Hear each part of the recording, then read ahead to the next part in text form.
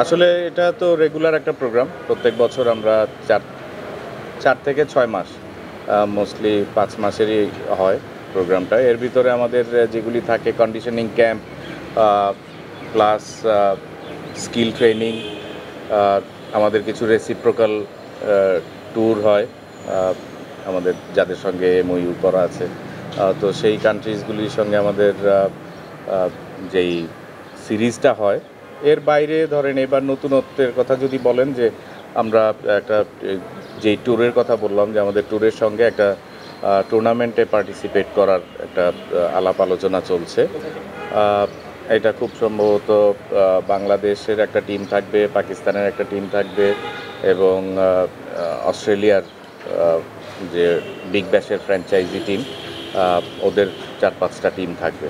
তো সেই টুর্নামেন্টটা অস্ট্রেলিয়াতে হবে, ডারউইনে। তো আমাদের সাথে প্রাথমিক কথা হয়েছে এবং আশা করছি আমরা সেই টুর্নামেন্টে পার্টিসিপেট করব। অ্যাট দ্য সেম টাইম ওখানে আমরা ২টা লঙ্গার ভার্সন ৪ দিনের ম্যাচ এবং ৩টা ওয়ানডে ম্যাচও খেলার প্রস্তাব আছে। এন্ড অফ জুলাই থেকে অগাস্ট এই সময়টাতে। তো সেটার আলাপ আলোচনা চলছে। আর এর বাইরে আমাদের হেড কোচ আলাপ আলোচনা চলছে। আমরা বেস্ট পসিবল কোচ আনার চেষ্টা করছি আমাদের হাই পারফরমেন্সের জন্য। তার জন্য একটু সময় লাগছে, কারণ ওদের অ্যাভেইলেবিলিটিটা দেখতে হয়। সো সেই ক্ষেত্রে বাট খুব তাড়াতাড়ি হয়ে যাবে। আমাদের ইন্টারভিউ প্রসেস চলছে। আমরা কয়েকজনের ইন্টারভিউ করছি, অলরেডি করেছি এবং সামনে আরও কয়েকটা ইন্টারভিউ করব। সো সেটাও যথেষ্ট অগ্রগতি আছে। আর নতুনত্বের যদি কথা বলেন, আমাদের এইচপিটাকে আমরা মিন করি যে ন্যাশনাল টিমে ইন্টারন্যাশনাল লেভেলে সার্ভ করার আগে লাস্ট স্টেজ বা এখান থেকেই যেন প্লেয়াররা সর্বোচ্চ প্রস্তুতিটা নিয়ে ন্যাশনাল টিমে যায়। এখন যদি ন্যাশনাল টিমের দিকে দেখেন, এরা বিভিন্ন সময় প্রায় ১০-১১ জন প্লেয়ার এই এইচপির প্রসেস হয়ে গিয়েছে।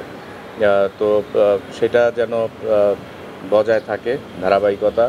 এর জন্য বিভিন্ন ধরনের আমাদের মিডিয়া হ্যান্ডলিংয়ের জন্য আলাদা এখান থেকেই আমরা প্রস্তুতির জন্য এখানে ট্রেনিংয়ের একটা সেগমেন্ট থাকবে।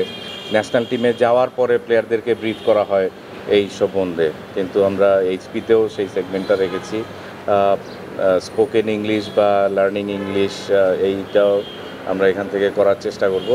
আসলে ন্যাশনাল টিমে খেলতে গেলে যেই প্রতিবন্ধকতা বা যেই জিনিসগুলি প্রয়োজনীয়তা হয়, সেইগুলি আমরা খুঁজে খুঁজে সেইগুলিকে হাই পারফরমেন্সের এই প্রোগ্রামে রাখার চেষ্টা করছি।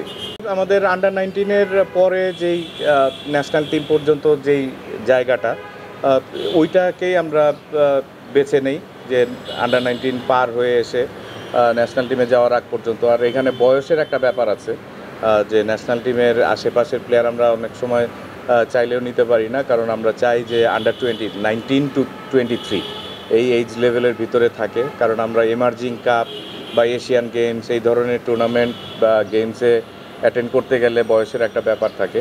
আর পৃথিবীর বেশিরভাগ দেশই এই হাই পারফরমেন্সের জন্য এই এজ ফ্রেমটাকে বেছে নেয়, যার কারণে হয়তো ন্যাশনাল টিমের প্লেয়ারদের, আর যেই প্লেয়ারদের কথা বললেন ওরা 23 অনেক আগেই পার হয়ে গিয়েছে, ওদের জন্য আমাদের ক্রিকেট বোর্ডের টাইগার্স প্রোগ্রাম আছে, ওইখানে ওরা যেতে পারে।